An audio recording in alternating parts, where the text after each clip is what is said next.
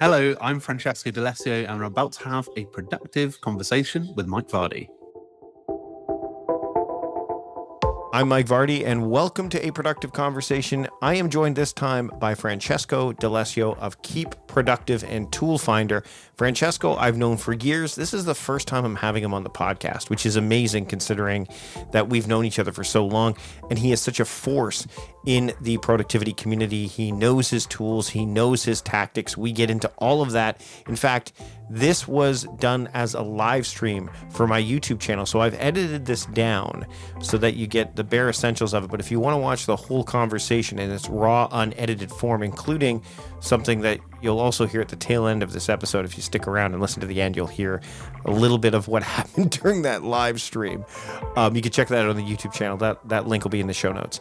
Now, his YouTube channel is phenomenal. Francesco is seen as a luminary in the productivity space, and I'm so happy to see how far he's taken his work throughout his journey. We get into that and so much more during our conversation today. So without further ado, here is my conversation with Francesco D'Alessio, a productive one at that. Enjoy. Francesco, thanks so much for taking the time to join me today on A Productive Conversation. And for A Productive Conversation, probably we should say this is a very productive conversation I think we're about to have. Wouldn't you say? Let's hope. Yeah, let's hope it is. So for those that aren't familiar with your work, I mean, we're doing this on YouTube. As we're recording this has been live streamed on YouTube first and foremost. So for those that are watching this on YouTube, they're very well aware of who you are at this point if you're following the productivity space. But for those that aren't familiar, just share a little bit about you and what, kind of a brief introduction, if you will. Yeah, sure. So like yourself, Mike, I was very inspired by apps and productivity software. And I started a YouTube channel about 10 years ago called Keep Productive. And I've sort of constantly been obsessed with how productivity software has evolved. And I've just sort of evolved that. And the YouTube channel's very much grown, and we're now sort of putting a lot of time and attention into sort of cataloging every productivity tool and making a more sort of personalized engine to finding the perfect one for you. Excellent. And Bento, did you touch on Bento there just a second ago? I have, we have dabbled in creating our own productivity app. It's called Bento. It's a to-do list application with a sort of opinion, which limits you to 3 tasks a day, large, medium, and small, like a bento box. Although we sort of press pause on it for a little bit to sort of rethink the concept, and we're redeveloping it now to have an entirely different focus. But largely what spawned off of that was the Bento methodology, which sort of was a system that I ended up creating accidentally from the app. That's interesting. Okay, so what's fascinating to me is we've always talked, I mean, you and I have been fans of David Allen's work for a long time. And there was always this idea that there should be a GTD app, right? Or there should be a, I remember what was the 30-30, which was like the Eisenhower matrix apps. Remember that 30/30 app that was for the iPhone? And there's been a few of those that are for the Eisenhower or Covey matrix. So in most instances, people want an app for the framework or the process or the approach. So what you're telling me, and I didn't know this, is that it was the app came first and then the methodology came second. How did that happen? I have no idea. I think it was like I came up with this concept from the way that Japanese prepare bento boxes for the day ahead. And I quite like that concept, and the way that they had those compartmentalizing of different things, of the sizes of the different food that they put in. And I think that concept of preparation in advance and a focus on not stuffing your box outside of it. I think there was not a productivity app out there that has limits and says, you're not allowed to add any more tasks, be a bit more ruthless about what you choose. So we went from that theory, and it was very interesting what happened, because we released the app, then we released the methodology, and the methodology has expanded since, because we thought 3 tasks, 5 tasks, and 7 tasks is a bit more practical for everyday people. But when we released the app, we didn't realize that the 3 task system was actually really effective with those who had ADHD and autism as well, and particularly in children, because it gave them that focus of, I need to start a task and a timer at the same time and have that limitation. and that gave them that focus. So yeah, it's been a really interesting journey. I don't know why Apple have called us one of their best to-do list applications. That's still very confusing. I think it's the design. I think it's a skeuomorphic design that you re-embrace, because that went away for a while. Like, skeuomorphic design went away for a while. Everything became very utilitarian, very brutalist in a lot of ways. But Bento, and what I think, you're talking about the kids aspect too. I think there's a bunch of fascinating things that I loved about Bento, especially when they did the video review of it. What I liked about that was things lived within that. So instead of 3 big rocks, it was 3 rocks, 1 small, 1 big, 1 medium, right? Like that kind of thing. Yeah. How important is it for you, having spent a lot of time in this space now, building tools, building apps, etc.? How have you noticed that frameworks, like the approach, is more important than the app? Because I think that you've had this conversation before privately, where it's like, people love their apps. They love the app will do the thing. And because you've explored so many apps, in fact, with Tool Finder, you continue to do that. What do you have to say to people who are like, if I can just get this app will take care of it? Like, what are some of the things that people need to go in to an app with when they're discovering apps, so that they don't get caught up in the app didn't do it for me, so clearly the app is the problem, right? I see it every single day. Like, I speak to a lot of people about apps and software, and I sort of put them in 2 categories of people, and it's no fault of their own a lot of the time. I think what it is for those who come and hunt for the apps first, they typically don't stay with an app as long as somebody who does.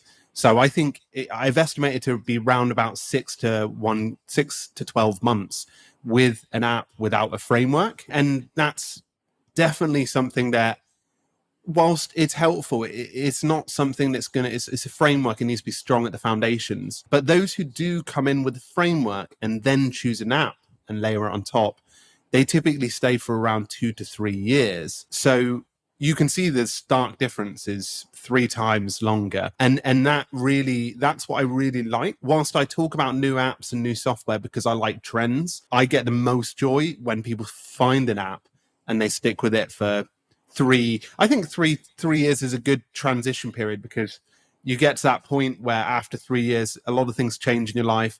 Career, potentially having kids, potentially moving into a different area and things like that. Things change. So 3 years, I think it's fine, and longer is better. But yeah, I get so much joy when I think people connect with the right app. That makes me happy. What I've noticed about your growth with Keep Productive in particular is I've noticed that in your early days, I wouldn't say acquiesced isn't the right word, but because you were new to it, you didn't, your opinions were strong, but it almost felt like you were like, I don't want to take a full stand on an app because I'm so new and there's so many apps and I don't want to necessarily alienate anybody. Right. Yeah. But I've noticed the experience level, the time, you have no problem now, you still are polite about it. Is it the Brit in you? I'm wondering, but you're still polite about it, but you do take,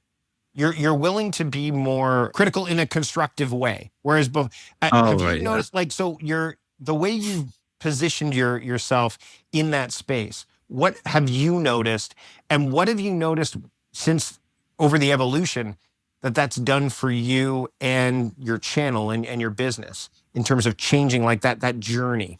Do you know what I mean? Yeah. Oh yeah, definitely. I think I started out, I remember when we had one of our first conversations, and you were telling me about your experience with software and how keeping up with the Joneses with software is really, really hard. But it was weird because I 100% took that advice on and I mulled over it for weeks. But it was strange because I was a very strange kid in a way, because I used to go to App Store pages, the App Store updates page every single day and read through the release logs of every single app. And they weren't even productivity apps back in the day. And I don't know why, but I got an interest in incremental change with software. And I don't know whether that's an interest in software releases or in general, but I think for me, spending more time with software helps me I love all of those incremental changes and re-reviewing things and deeper diving into it and extensive thoughts, because I don't know why, I just have a weird interest in it. But I mean, I know that the market's getting bigger every single day. And I think the reason why we created something like Tool Finder is because I needed it to be my second brain of tools.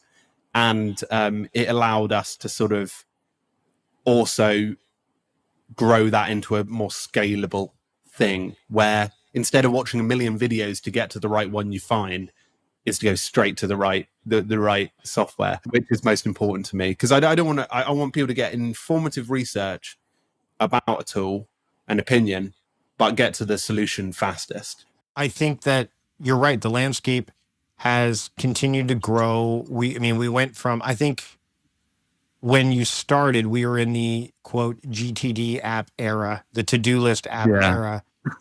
I would say we're probably in the PKM app era now. Would you say that? Yeah. Or, okay, so if that's where we're at now, and we're going to come back to Don's question, and we've got a couple other, we got OmniFocus. Of course, there's a great example of one that has been fairly steadfast and knows who it serves, and they've made some slight changes, but nothing, massive in terms of who they're serving. I think that's the key. So what if we're in the era of PKM apps now, personal knowledge management apps, or the renaissance of productivity apps, let's say, what is next, especially with what's going on with Evernote? I mean, is AI the thing, or is it another type of app that that you're seeing emerge? I mean, there's so many trends. I think what I call this new era that's going to happen is the anti-admin era. So I think we're going to get two camps. Okay. The productivity camp, where the tool helps you to do less administration, so you manage it less as like a system. You just sort of let it run, let it learn about you, let it make the right decisions for you. But then you're going to get the productivity apps we have now, like PKM, will turn into productivity mindfulness tools, because you're manualizing it, you're going in, you're changing things around. And I think that will be a practice of mindfulness more than it's a practice of productivity, because we won't need to do that, if that makes sense. No, because we're going to be able to use artificial intelligence to a degree to handle some of that stuff for us. Yeah. I mean, it won't be like do work. It'll be do the menial stuff that you move, like moving around stuff, organizing stuff. That'll be done for us. And it'll be a weird era.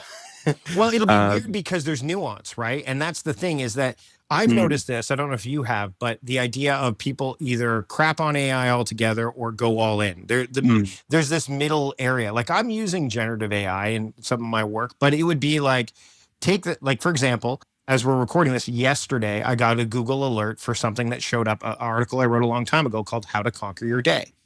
And it's on my blog. I'll link to it here in the show notes as well as on YouTube.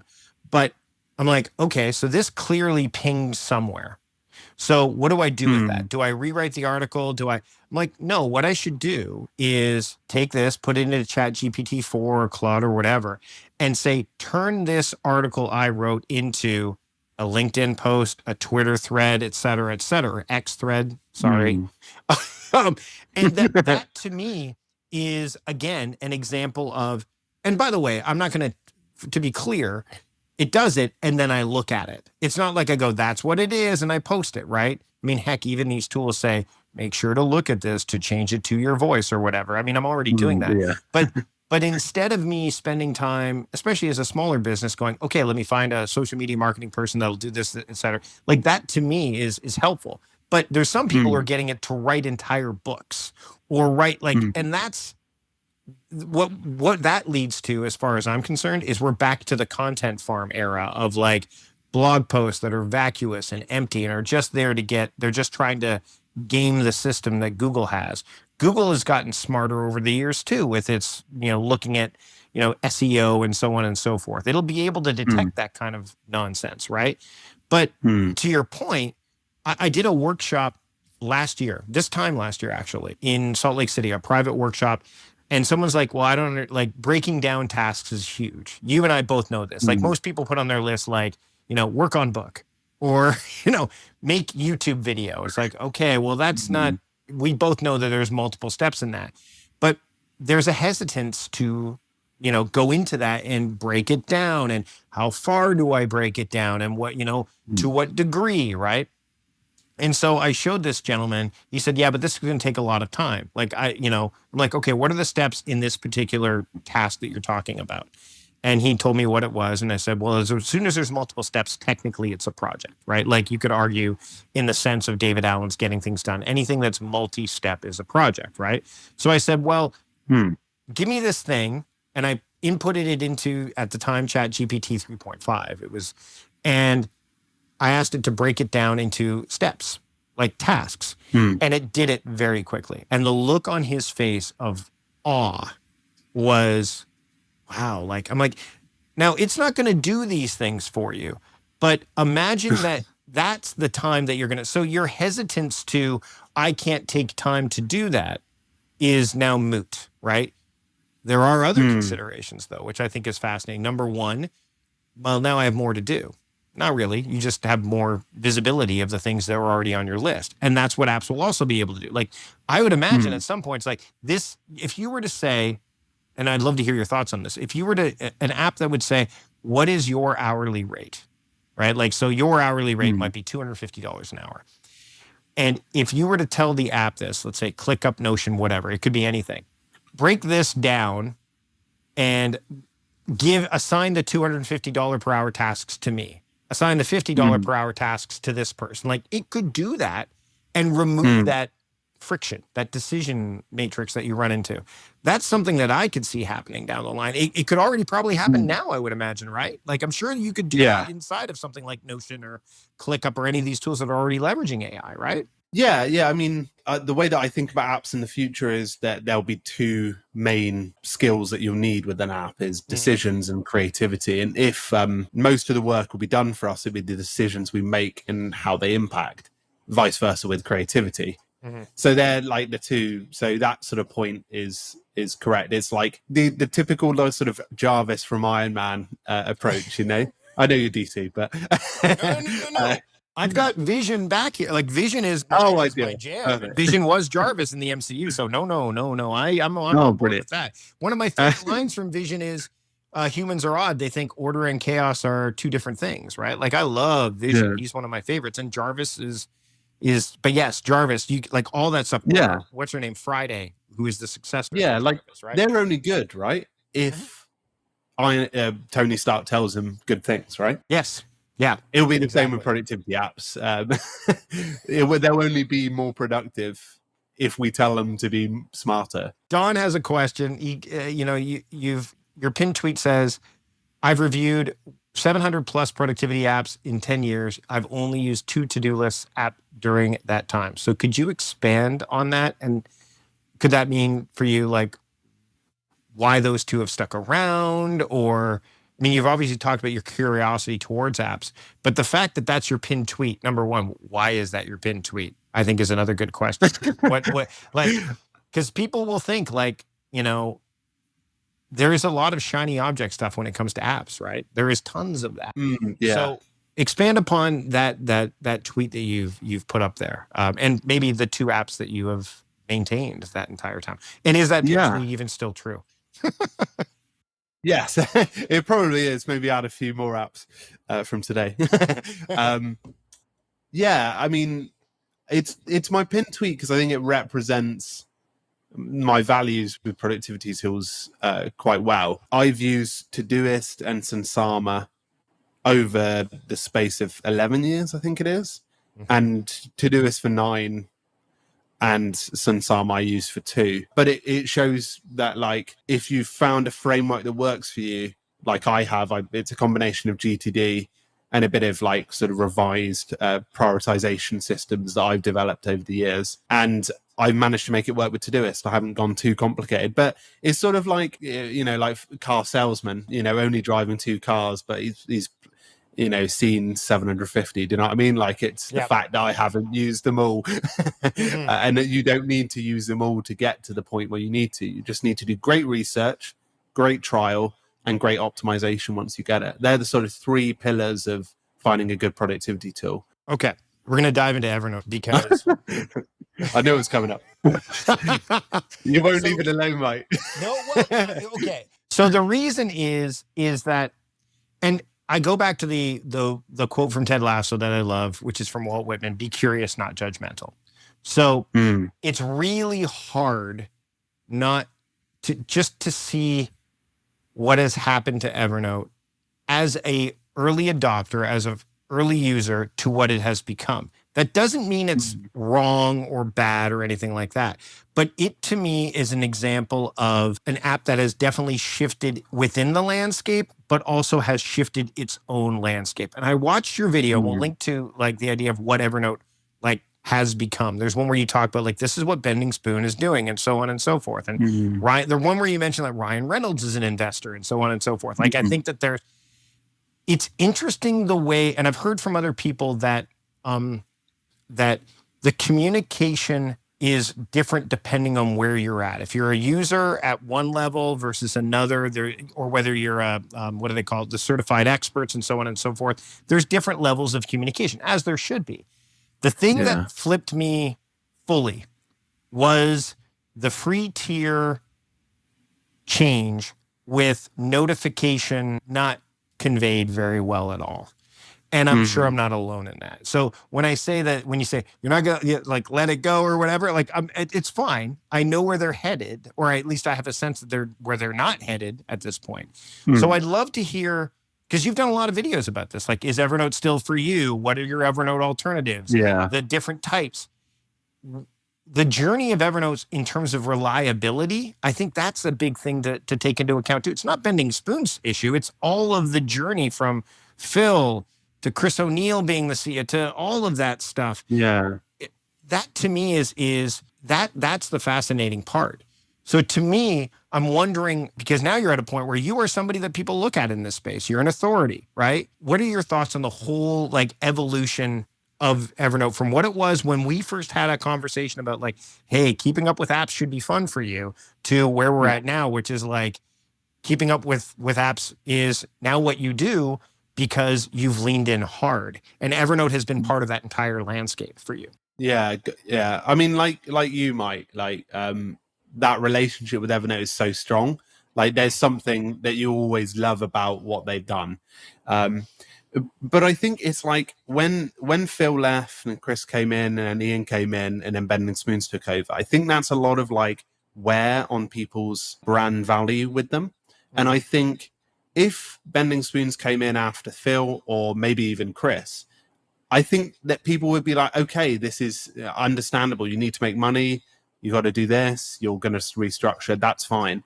But I think because there were so many passing of hands, that it just became a bit too much for the average user. Right. And I think they're basically now turning from a community company to a mainstream productivity software. And I actually think, like, I find this example, my dad, right? I remember when I was sort of getting into this a couple of years in, and he, like, over a weekend, he showed me this app, and he was like, oh, I use this for my note taking. And I looked at it, it was like Awesome Note 2.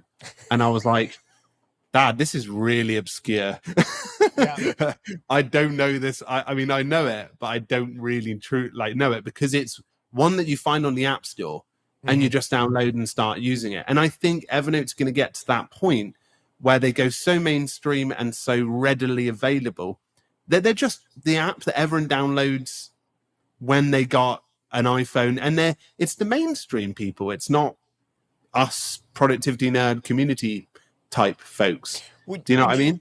Would you argue that, okay, so remember in Adam Grant's book Originals, he talks about, there's that point where he brings up that people who download Chrome or Firefox as their browser, as opposed to going with the default browser of Safari or Bing, there is a more propensity for them to use third-party applications. I don't know that on Apple devices. First off, you and I both know what Apple does. I mean, we're seeing it with Journal right now, right? They are slowly but surely embedding some of the cool things that other tools would do already. You know, audio recordings is one, but even the extensions capability, because they have such a tight rein and tight leash on the software, or on the hardware rather, the whole ecosystem really, that you could squeeze a third party out. I mean, the whole Dropbox purchase that Apple almost did is a good example of that, because they're like, fine, you're not going to sell to us. We'll just build iCloud and see how that goes for us. And now, I mean, Dropbox has changed their business model as well. I wonder if Evernote becomes the third party de facto, not the thing. So for example, if you're on an Apple or Mac, you get notes. If you're on Microsoft, OneNote is still there. It's an example of a languishing app if I've ever one, though, right? Like, it is like, they're like, we have this thing. What should we do with it? I'm like, do the thing with it. Like, do what Evernote did. Like, do it. Like, just Google, of course, they have Keep, which is another, like, so there's nothing really quite like Evernote, as you pointed out. So it becomes, I mean, if they can focus on, first off, I think, to your point, I think what they're doing is they're reducing their user base to the kind of users that they want. And then they're going to go, boom, then they're going to push it out, like you say. But I don't know that they're going to be, I think they will probably be the, quote, alternative for those that are like, Notes isn't for me, or I don't want all my stuff in Apple, or I don't want all my stuff in Microsoft. I want it somewhere else. I think that's going to be the next nearest option. Yeah. I think I'm just, my sort of marker for when this will hit capacity will be when my mother-in-law tells me I've got it. That's like that is the marker. So when I hear that, I'll be able to say mainstream. I want to circle back to the kids thing, because, as we're getting close to time, and I want to be respectful of time. When we first chatted and about you going down this path for, experimenting with apps, looking at apps, it was you and your partner, right? Like, that was what, and there was no children in the mix. There are 2 children in the mix now. How do you keep up and navigate? You've got a team, I know this, but it's not a huge team, right? It's not a big team, I don't think, is it? No, we've even downsized since. Right. As well. Yeah. So how do you navigate the upkeep of, because look at Todoist, for example. I mean, Todoist has literally made some pretty quick changes over the last, several months, in terms of UI, now the calendar stuff, that they're like, all this stuff. How do you balance that upkeep that I was concerned about when I said, hey, once a kid shows up, like, good luck keeping up with the developers that have a team that are pushing updates to innovate. And you're the guy that tells everybody, hey, well, here's the change, here's this, here's that. How have you been navigating that, and how do you navigate that? I don't really have any rules, I'd say. Okay. I think along the way, like, I've sort of prepared myself a lot. So obviously, speaking with yourself, Steve, you're sort of like my internet uncles. And also, like, I remember talking a lot with Amir, who is the founder of Todoist. Basically, anyone in the space that had a kid just took as much advice as I could. And I would say the way that I keep updated with it is it's great relationships with the vendors who make the productivity software, which I've been very lucky to build over the years, because I'm able to get sort of respectful embargoes before they're released, and sort of keep updated as just great communication. And then also prioritization. Like, I think I've just learned how to prioritize, because, like, like anyone knows that as a kid, your time just evaporates around you. And I think that's all it was. It was like, you've now just got this small Pomodoro timer knocking about the house. So you got to make a task into a smaller task, but make it twice the energy. And that's how I would say prioritization and relationship. It's almost like it's ad hoc by design, but you know what I mean? Like, there has to, because you don't know, like, that there are things happening, but things can happen at random intervals, and there's only so much attention that you have to go around. Andrew's got a question here on YouTube. How do you see planners picking up more? So, for example, Andrew attempted to drop Todoist for Notion, but just ended up with Akiflow, which I know you've used as you've played with. For now, really hard to find something that sticks. So that's going to lead nicely into some of the final questions I have. So how do you see, and I guess it's the idea of dropping Todoist for Notion, then going to Akiflow. Like, I wonder, is that a Notion? Because Notion is so, and I look at it and I'm overwhelmed by it. Like there is just so much there in Notion. Do you think that that's the problem, is because you can do anything with it, it overwhelms you? And there's lots of resources out there for it. I mean, Thomas Frank is just one. Marie Poulin is another. I mean, is that part of it? Do you think the equation of like so many things that like Notion almost to me feels like it better be an end stop, not a, you better just decide that that's what it is. Otherwise just skip right over it and go from Todoist to Akiflow or to Noteplan or anything like that. Yeah. I mean, it sounds like what Andrew's done is done a sort of like intensity scale, Todoist being the low intensity, Notion being the high intensity, and sort of he's met in the middle with Akiflow, and he thinks that's the right tool for him. So yeah, it's a really difficult one because, like, again, if you're still umming and ahhing about if this is the right tool for you, then I think you have to go back to the basics, the sort of 3-part process: research and spending a good amount of time on research. In the meantime, you can use whatever app you're using, sort of survive, if or paper. But research and spending that time on the fundamentals is really important. So even matching it with the framework that you have is actually really, really important. Then it's, once you've found one, and maybe this is where you're in sort of Akiflow, is doing a trial of 90 days where you commit to 90 days of using the software.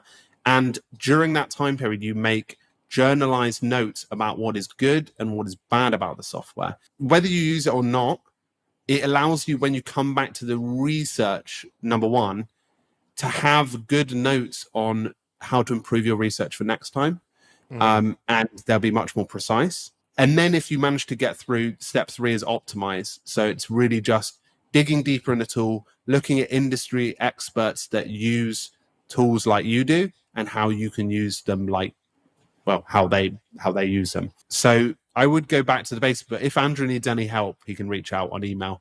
I'm happy to chat with them through stuff. Justin brings up a good point in the comments. And this is something that I think relates directly into why I think Notion and Evernote are like, Notion is the successor to Evernote in terms of the way that this thing kind of is shaken out over the years in the landscape. So Justin says, Notion's one of those things that does so many things just okay, that unless you can grapple with its limitations, then it's really hard to adapt consistently.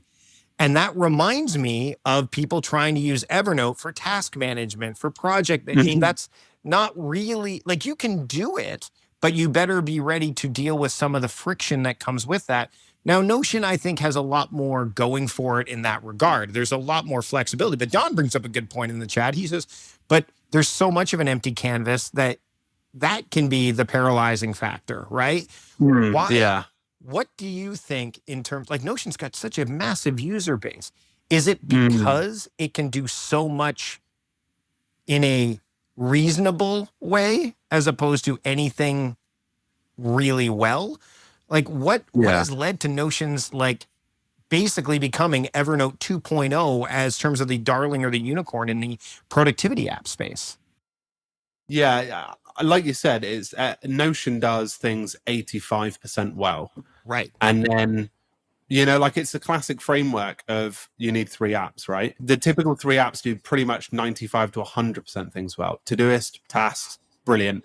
Calendar, fantastical, 100% brilliant, you know, and so on and so forth. But there's sort of like this needle now of 1, 2, or 3 apps.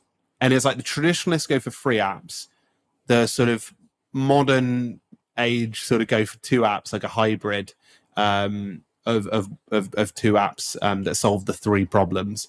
And then some people go 1 app, but they can't expect it to solve all of the problems because it's not perfect, you know? So I think people think that because people talk about Notion like it solves their life on YouTube, people think it's the solution to go for. Okay, so this is a classic example of my earlier question, where it's like, you've gone from like somebody who is like starting to like, you are willing to make a statement like that without like, that's so awesome, because I mean, it's so hard to go. Oh, glad. There is this alienation factor that can come up and you don't have any fear, which I totally admire, because that's hard to do when you are serving so many quote masters in terms of like the apps and the audience and then other people who are into this space, right? But yeah, like it's, Oh, you yeah. know, to me, what I love is, and I can't remember where you posted this. Did you post this in Keep Productive or your own, where you said that there's going to be a bit of a shift? I think it was with Keep Productive, which is more about like you talked about the mindfulness, the thoughtfulness aspect, as opposed to just solely the tools, which I imagine it's largely due to the tool finder component that you have. But what has changed about your thoughts around productivity and time management during your journey over the last, number of years that you've been doing this? I think that it's just that, like, I always go, I don't read a lot of philosophy, but I like to read and learn about the sort of the old age times, Roman times and things like that. And it's like, all of these people did things with paper. Yep. So when you get that in your mind, I think that's when the expectations get dramatically reduced. Right. So I think if you have that in your mind, that people did great things with less than you did, then I think that changes your perspective on software. And then you get a less than your bee in your bonnet, I think. Are you using paper still? Like, you use a mix, right? Or are you strictly digital? Because I'm using ClickUp and Todoist, but then I will take the things that I want to focus on during the day and bring them into this Midori Traveler's Notebook so that I can have I can concentrate on them, that highest level of attention. What about you? Yeah. I have a Remarkable that I use. So I use that, I take that out and do it. So I like close. If I'm doing like we go away and do like a 3-monthly sort of retreat type of thing, I'll take paper mainly, A3, slam that all in there. Yeah, it works beautifully. Francesco, this has been a great conversation, long overdue. Thanks so much for taking the time to be here with me on the live stream, as well as recording this episode of A Productive Conversation. Where can people keep up with the work that you're doing, as well as, pretty much what you've got going on? I'd love for you to share. You've got a lot of irons in the fire, so go ahead. Thanks, Mike, for having us. And I think in general, like, people can find me mainly over on Tool Finder. It's basically the best place to find a productivity tool, and we're sort of optimizing it even further. And then on YouTube, if they type in Keep Productive, they can find me there too. So yeah, thank you for having me, Mike. Thanks so much for having a productive conversation. As expected, a very productive conversation with me today. Cheerio. Big thanks to Francesco for joining me on the live stream, which you can watch on YouTube. I've put a link in the show notes so you can check it out there. You can check out all the show notes, actually, and everything that we mentioned at productivityist.com/podcast511. And you can also subscribe to the podcast there as well. Yes, you can do that wherever you get your podcasts, whether it's Spotify, Apple Podcasts, even YouTube. Yes, on my YouTube channel, I now have the podcast as well. And by subscribing to the podcast, you'll be able to keep up with episodes that are coming, as well as easily search through the archives for any past episodes that might interest you. Francesco has not been on the show before, but I'm looking forward to having him on the show again, and I'm looking forward to presenting the next episode for you, which will be in a week from now. Well, depending on when you're listening to this, but I'll be back soon. Until next time, I'm Mike Vardy, the host of A Productive Conversation, reminding you to stop doing productive and start being productive. See you later. 1 second, just 1 second, everybody. I'm on a live stream right now, but I have to deal with something really quickly, Francesco. So, shall I entertain? Yeah, please. Okay, right now, the most promising app that you've seen in 2024 while I step away for a second. Okay, so the most promising app that you've come across, and I'll be right back. Promising app for 2024. I'm really interested in Superlist, which is a task management app that will have some note-taking abilities. I think that's like on my radar. I think there's a dramatic influx in Notion alternatives that are going to really dramatically move Notion out of the way in this year, especially for personal users.